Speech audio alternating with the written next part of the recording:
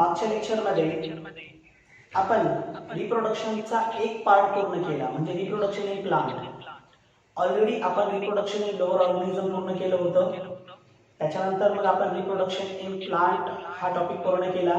Plants म्हणजे flowering plant किंवा अँजिओस्पर्म्स, दोन्हीही पद्धतीने ह्या रिप्रोडक्शनचं नाव घेतलं जातं. ठीक आहे. याचा अर्थ रिप्रोडक्शनशी रिलेटेड जे इंट्रोडक्शन आहे ते तुम्हाला ऑलरेडी क्लिअर आहे. म्हणजे रिप्रोडक्शन काय असतं, त्याची गरज काय आहे, everything you already clear that. We will start directly human reproduction. So, first we will start with the events in the human reproduction. ठीक आहे. आता इव्हेंट्स बरोबर आपल्याला पूर्ण चॅप्टर मध्ये काय पाहायचं आहे हे तुम्हाला क्लिअर होईल. So there are various event in the human reproduction. As like plants, human also reproduce. But human reproduce sexually. Okay, there is a sexual reproduction. So because of sexual reproduction there is two parents. Okay, then formation of the gametes, then fusion of gametes. Okay, then after that embryogenesis. All these events are occurs. So that events specifically termed as, in that the first event, that is gametogenesis.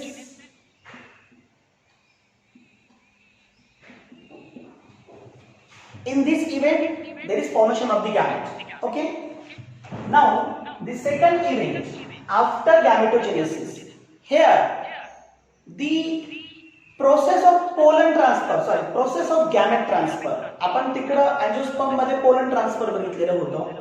ठीक आहे. आता या ठिकाणी आपल्याला gamete transfer पाहिजे, but for the purpose of gamete transfer the process is insemination. Animal साठी जी process वापरली जाते दॅट इज अन इन्सेमिनेशन. त्यानंतर थर्ड जी स्टेप यामध्ये आहे, after gamete transfer, after insemination, there will be, that is fertilization. Okay, male and female both gametes will be fertilized to form the zygote. Here single fertilization is there, and after that the zygote will be formed. The zygote get nourishment material from the mother. मग female reproductive system त्या पद्धतीने तयार झालेली आहे किंवा modified झालेली आहे. ठीक आहे. आणि त्यामध्ये जो काही युटेराइन वॉल आहे, आपण ते पूर्णपणे नंतर पाहणार आहोत. तो जो वॉल आहे नरिशमेंट मटेरियल घेण्यासाठी वापरला जातो, आणि zygote will be convert into the embryo. Here the fourth step is that is embryogenesis. but in embryogenesis the half part is before implantation and half part is after implantation. आता implantation काय प्रकार आहे? Fertilisation नंतर zygote हा रिडिवाइड होत, म्हणजे embryogenesis करत तो एंडोमेट्रियम वॉल पर्यंत पोहोचतो. एंडोमेट्रियम वॉल मध्ये सर्वात इनर लाइनिंग जी असते दॅट इज युटेराइन वॉल मध्ये सर्वात इनर लाइनिंग जी आहे ती एंडोमेट्रियम वॉल आहे. त्या एंडोमेट्रियम वॉल मध्ये तो इम्प्लांट होतो. The implantation will be sign of pregnancy. जे इम्प्लांटेशन असेल ते प्रेग्नन्सीची साइन आहे. म्हणून इथं आपण एम्ब्रियोजेनेसिस कंप्लीट असं न घेता आपण फक्त इथे एक महत्त्वाची प्रोसेस देणार आहे that is an blastulation. Because implantation occurs, there is implantation of blastula. Zygote blastula मध्ये कन्वर्ट होणे त्याला आपण म्हणतो ब्लास्टुलेशन, जी एम्ब्रियोजेनेसिसची प्रायमरी स्टेज आहे. ठीक आहे. त्याच्यानंतर पुढे after blastulation the fifth phase is an pregnancy. Okay. In zoology the pregnancy is also called as gestation. प्रेग्नन्सीचं दुसरं नाव जे आहे ते काय आहे? जेस्टेशन आहे. त्याच्यानंतर 6 that is pregnancy converts into the 3 ट्रायमिस्टर. 3 ट्रायमिस्टर मध्ये कन्वर्ट होते. प्रत्येक ट्रायमिस्टर 3 महिन्यांचं असतं. मग 3 ट्रायमिस्टर कंप्लीट झाल्यानंतर there will be पार्च्युलेशन.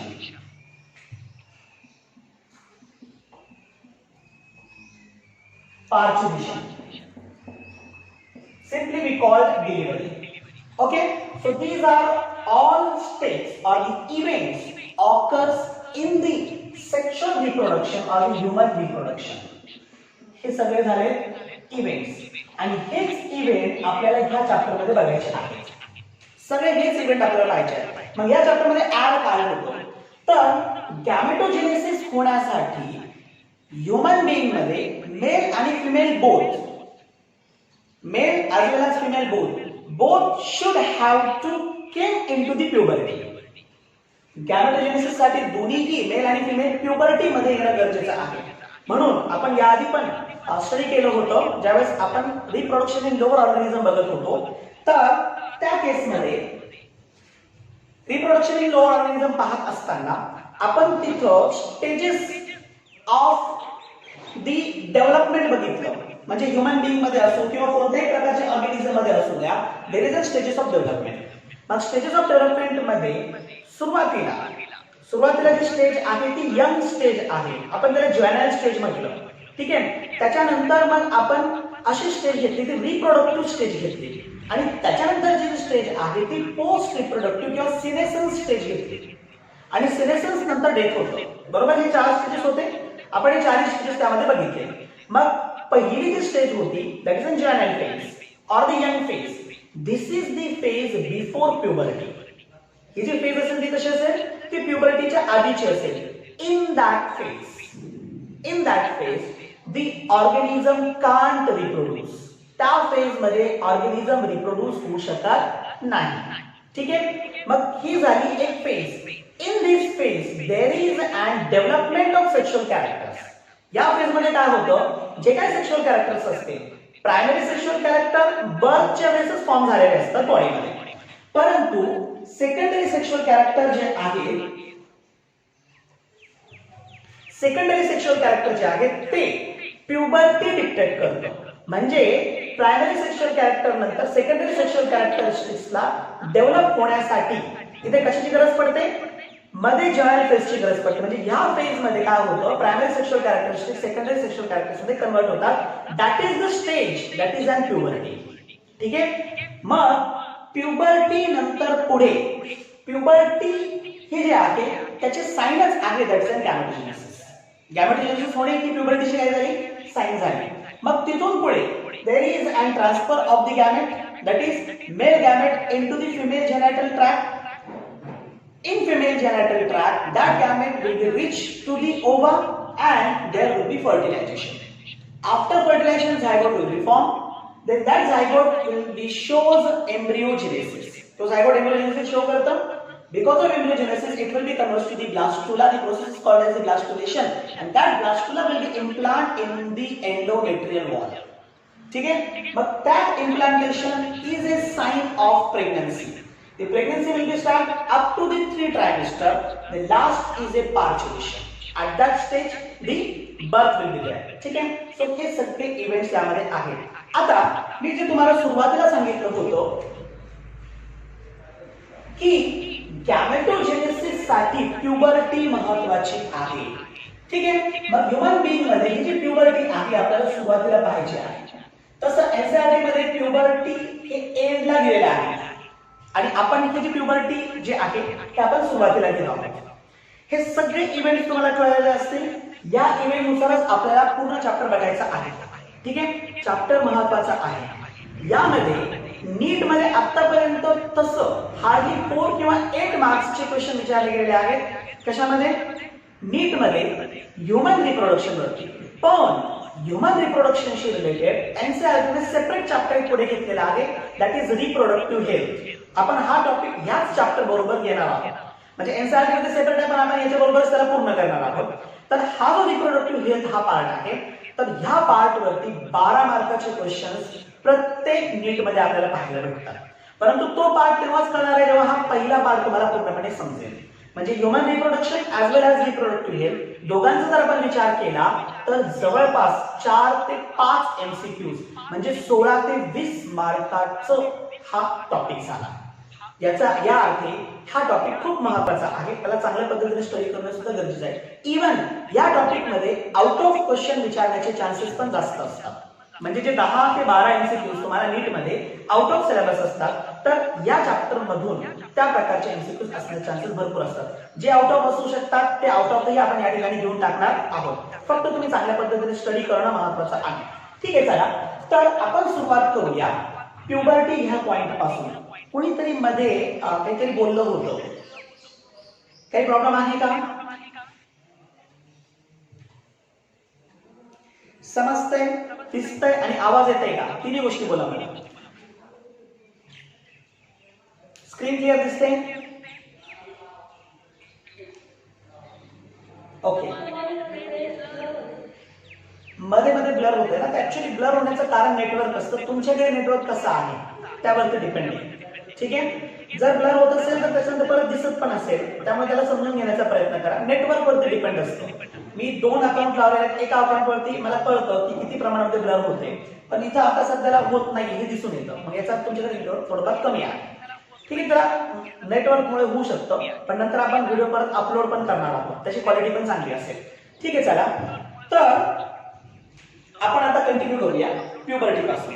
So puberty is an sign of conversion of young phase of the organism into the reproductive phase. अशी फेज आहे, अशी कंडिशन आहे की जी आपल्याला साइन दाखवते यंग फेजचं कन्वर्जन रिप्रोडक्टिव्ह फेज मध्ये. म्हणजे ह्या फेज मध्ये आता ऑर्गॅनिझम किंवा तो जो एनिमल, तो जो ह्युमन बीइंग आहे तो आता रिप्रोडक्शन करू शकतो. ठीक आहे, सिम्पली मग त्या बेसिस वरती आपण प्युबर्टीची एक डेफिनेशन तयार करतो. The age of sexual maturity. What is puberty? Puberty is the age of sexual maturity. Okay, what happened in this phase? In this phase, the organism convert from juvenile phase to reproductive phase. या condition मध्ये जो काही organism असेल किंवा human being असेल तो काय होतो, ज्युवेनाइल फेज मधून रिप्रोडक्टिव्ह फेज मध्ये ट्रान्सफर केला जातो. ठीक आहे, मग यात एक स्पेसिफिक एज आहे. ह्युमन मेल मध्ये आणि ह्युमन फिमेल मध्ये दोघांमध्ये वेगवेगळा एज आहे. ह्युमन मेल मध्ये याचं जे एज आहे फ्रॉम एज 12 टू 15. एज आहे फ्रॉम 12 टू 15 हे मेल साठी यामध्ये प्रश्न विचारला जाता. आणि फिमेल साठी जी प्युबर्टी फेज आहे फ्रॉम एज 11 टू 14 ही फिमेल साठी आहे. ठीक आहे, so this is the range in which the puberty और the maturity of sexes is occurs in the human being. ठीक है, what are the sign of puberty? How you can identify there is an puberty in the human being? तुम्ही हे कशा पद्धतीने identify करू शकता? So mail आणि female दोघांमध्येही काही स्पेसिफिक साइन आहे, ज्या साइनच्या माध्यमातून आपल्याला हे कळतं की हे प्युबर्टी मध्ये आलेले आहेत. What are that sign? आता या साइन मध्ये सर्वात महत्त्वाची गोष्ट, मी दोन्ही साइन सेपरेट देतो तुम्हाला, पण यामध्ये सर्वात महत्त्वाची गोष्ट म्हणजे काय? That is and the accessory sexual characteristics are appear in the puberty. Accessory sexual characteristics. या फेज मध्ये काय होतं? accessory sexual characteristics हे appeared होतात. Appeared in this stage. Because of these characters, we can differentiate from male and female, or you can differentiate male from female. दोघांमध्ये तुम्ही differentiation form करू शकता because of the accessory sexual characteristics. So, which are that accessory sexual characteristics or which are that things? आपण male आणि female मध्ये त्याला differentiate करूया.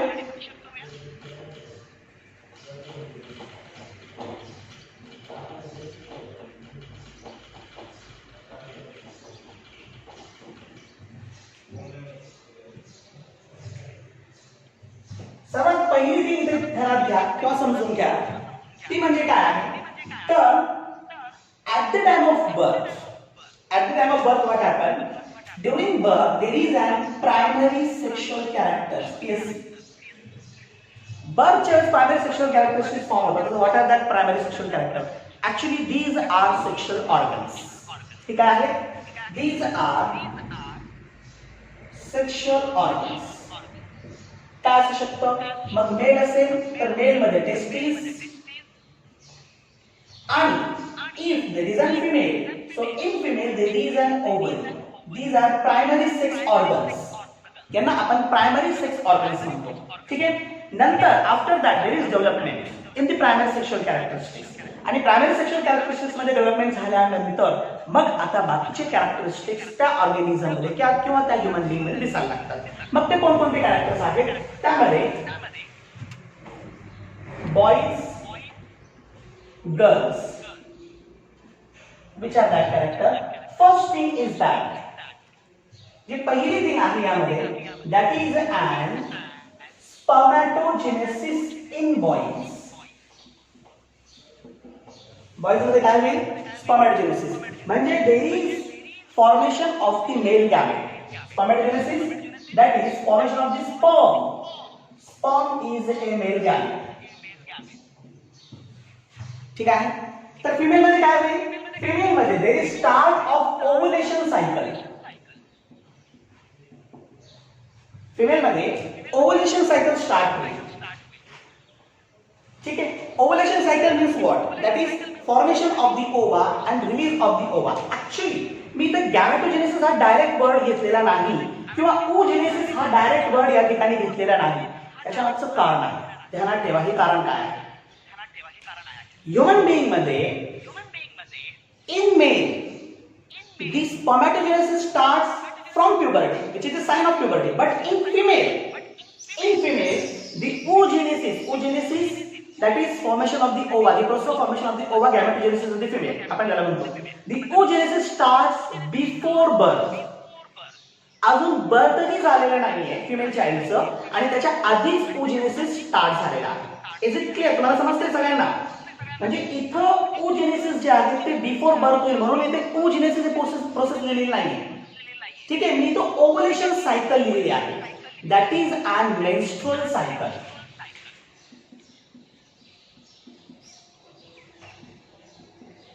that is an menstrual cycle so the start of menstrual cycle we called it menarche त्याला आणखी एक नाव आपण देतो menarche the start of menstrual cycle is a sign of puberty in the female okay here the ovulation occurs means the release of ova we called it ovulation is it clear तुम्हाला हा point एकदम clear होत असेल आता इथं आणि oogenesis हे का घेतलं नाही कारण oogenesis starts before birth human female मध्ये काय होतं oogenesis before birth स्टार्ट होते ते कसं आपण oogenesis चे सेपरेट पाहूया ठीक आहे आता पुढे next thing What are the changes? These are called as the secondary sexual characteristics. मी या ठिकाणी जितकी लिस्ट तुम्हाला करत आहोत आधी ते सगळे लिस्ट जे आहेत ते सेकंडरी सेक्शुअल कॅरेक्टरिस्टिक्स चे आहेत. Now second is that is hairs. Different hairs are present in the body. मग यामध्ये there is pubic hairs, then axial hairs. Okay, then hairs on the chest, specifically in the body or the male. Okay, in female, there is an pubic and axial only. Okay, there is not hairs on the chest. Again, in male, beard and mustache.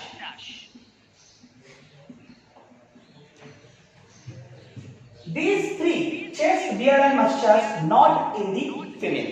Okay, this is a secondary sexual characteristic. Second thing which you can differentiate the male and female at the puberty stage. त्यानंतर third condition that is voice. In male there is low pitch voice.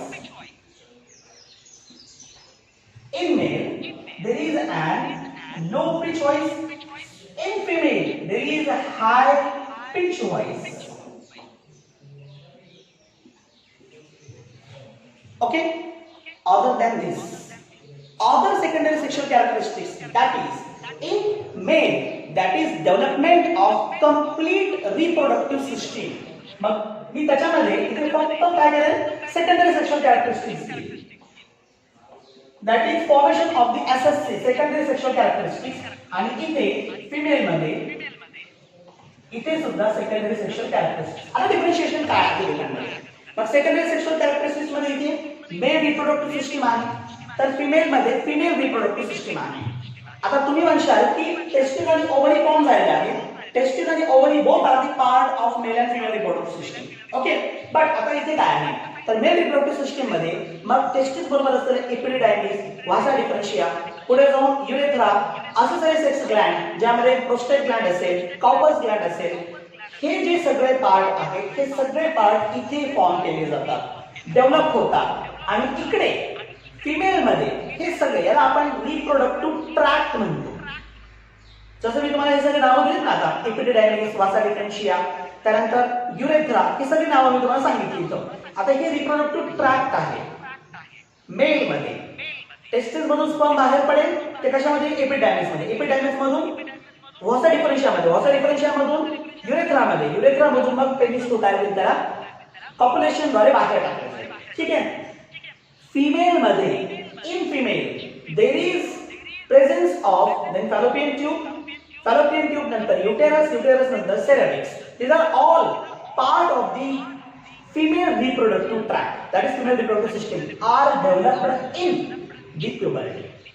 These are the sign of puberty or the stage of puberty. Okay, now from this stage the gametogenesis will start.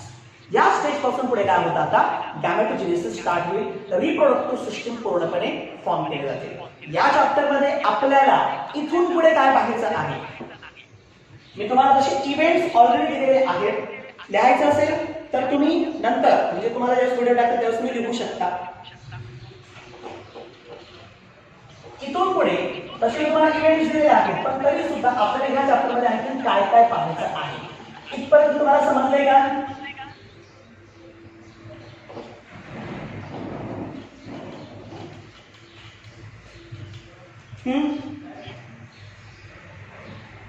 Okay, सगळ्यांचे message आले, सगळ्यांना इथपर्यंत समजले आहे. ठीक आहे. So which topics और which subtopics we have to see in this chapter.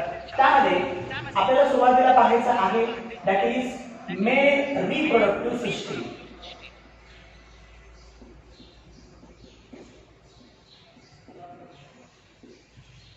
त्यानंतर आता मेल रिप्रोडक्टिव्ह सिस्टीम मध्ये तुम्हाला कंप्लीट रिप्रोडक्टिव्ह सिस्टीम पाहायचंच आहे. या व्यतिरिक्त you have to see the tiers of testis and gametogenesis.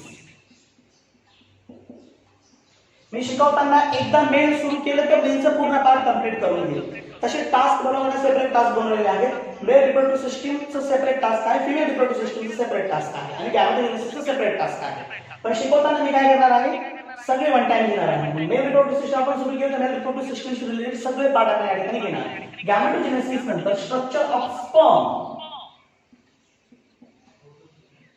which is male gamete. ठीक है. पुढे we will be study female reproductive system.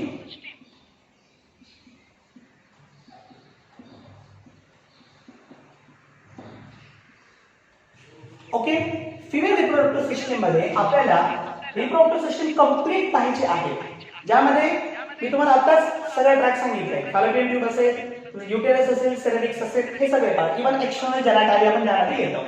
त्याचबरोबर यामध्ये आणखी व्हीएस ऑफ ओव्हरी, आपण टेस्टिसचं टीएस घेऊन कंप्लीट स्ट्रक्चर स्टडी करू शकतो, बट ओव्हरीचं व्हीएसच घ्यावं लागेल, टीएस घेता येणार नाही. तर व्हीएस ऑफ ओव्हरी आपल्याला पाहायचे आहे. त्यानंतर वी हॅव टू सी दी गॅमेटोजेनेसिस. आता दोघांमध्ये वेगवेगळे नाव आहेत. जर मेल रिप्रोडक्टिव्ह सिस्टीम असेल तर गॅमेटोजेनेसिस इज ए स्पर्मॅटोजेनेसिस आणि फिमेल रिप्रोडक्टिव्ह सिस्टीम असेल तर गॅमेटोजेनेसिस इज ए oogenesis. त्यानंतर थर्ड पार्ट याच्यामध्ये बघायचं आपल्याला, that is and structure of ova. Structure of ova. ठीक आहे. आणि last one is menstrual cycle. Both reproductive सिस्टमशी रिलेटेड हे आहे. त्यानंतर पुढे we will be study the post fertilization. त्यानंतर फर्टिलायझेशन आहे. आता फर्टिलायझेशनचे सगळे इव्हेंट आहे, म्हणजे from population to the zygote formation, हे सगळे इव्हेंट आपण यामध्ये पाहणार. झायगोट फॉर्मेशन नंतर zygote to embryo, complete embryogenesis is there. यामध्ये आपण पूर्ण एम्ब्रियोजेनेसिस पाहणार आहोत. म्हणजे इव्हेंट मध्ये एम्ब्रियोजेनेसिस दोन पार्ट मध्ये डिवाइड झाले, एक तर ब्लास्टुलेशन आहे आणि दुसरं प्रेग्नन्सी आहे. तसं आपण इथं बरेच पार्ट घेणार आहोत. म्हणजे झायगोटचं क्लिवेज आहे, त्यानंतर क्लिवेज नंतर त्याचं कन्वर्जन मोरुलामध्ये असेल, morula converts to the blastula, blastula converts to the gastrula, gastrula हा 3 लेयर स्ट्रक्चर आहे. दॅट इज एक्टोडम, मेसोडम आणि एंडोडम. हे तुम्ही याच्या आधी ऐकलेला आहात, तर आपण जर्मिनल लेयर्स म्हणतो. हे सगळे जर्मिनल लेयर फॉर्मेशन होईपर्यंत आपल्याला एम्ब्रियोजेनेसिस पाहायचं आहे, ज्यामध्ये एक मधली स्टेज आहे की ब्लास्टुला फॉर्म झाल्यानंतर ब्लास्टुला हा इम्प्लांट होतो, प्रेग्नन्सी स्टार्ट होते. आणि प्रेग्नन्सी स्टार्ट झाल्यानंतर गॅस्ट्रुलेशन, गॅस्ट्रुला फॉर्म झाल्यानंतर तिन्ही लेयर वेगवेगळ्या पार्टमध्ये कन्वर्ट होतील. म्हणजे ते पार्ट्सचं कन्वर्जन बेबीमध्ये त्याचं रूपांतर किंवा फिटसमध्ये रूपांतर कसं होतं ते प्रत्येक इव्हेंट आपल्याला यामध्ये पाहायचे आहे. त्यानंतर that is pregnancy separately. Pregnancy बरोबर प्लासेंटा हा पॉइंटही आपल्याला पाहायचा आहे. ठीक आहे. त्यानंतर पुढे we will be study that is parturition. हे तुमच्या इव्हेंटचं पार्ट आहे. आणि पार्च्युलेशन नंतर एक एक्स्ट्रा पार्ट आपल्याला पाहायचा आहे, दॅट इज रिप्रोडक्टिव्ह हेल्थ. तुमच्या एनसीईआरटी मध्ये सेपरेट चॅप्टर आहे रिप्रोडक्टिव्ह हेल्थ, पण इथे घेत असताना मी काय केलं, रिप्रोडक्टिव्ह हेल्थ यामध्येच ऍड केलेला आहे. ठीक आहे. छोटा असल्या कारणाने आपण या ठिकाणी रिप्रोडक्टिव्ह हेल्थ घेऊ शकतो. Okay, so these are all things you have to study in this chapter. This is summary. ठीक आहे. आज आपण या ठिकाणी थांबूया. त्यातला प्रत्येक पॉइंट, आता मेल रिप्रोडक्टिव्ह सिस्टम मला घ्यायचं असेल तर कंप्लीट एक लेक्चर लागेल. टीएस ऑफ टेस्टिस घ्यायचं असेल आणि त्याच्याबरोबर गॅमेटोजेनेसिस घ्यायचं असेल तर यासाठी पूर्ण एक लेक्चर लागणार आहे. त्यामुळे आता आपण काय करू, या ठिकाणी थांबूया. ठीक आहे. झालेला पार्ट तुम्हाला समजला आहे का?